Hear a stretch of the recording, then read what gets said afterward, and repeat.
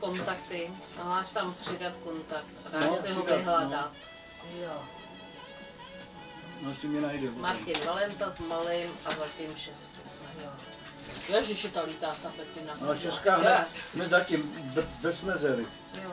Česká hned zatím, bez mezery. Co blázně. Nějaký velký písmena, nebo to je taky pro mě špatně stalice, ještě když píšu, zapíšu jedu, pod, jedna věta.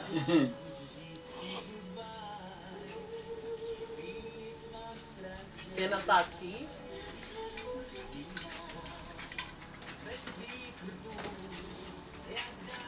Je v tom obsah.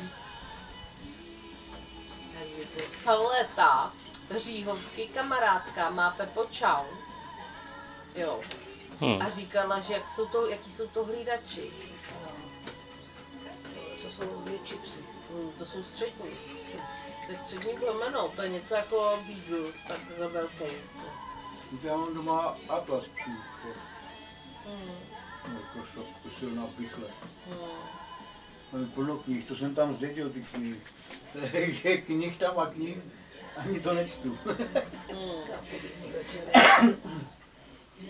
Že on tam přede mnou bydlel nějaký a on to právě předělal. Tam mám postel udělanou, že se tam jde po žebříku nahoru. Ještě. Jo, jako do patra. Jako palandu. Jako palandu, no.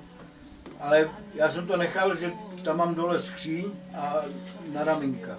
Tak jsem to nechal, on to je hezky udělaný. A on to udělal.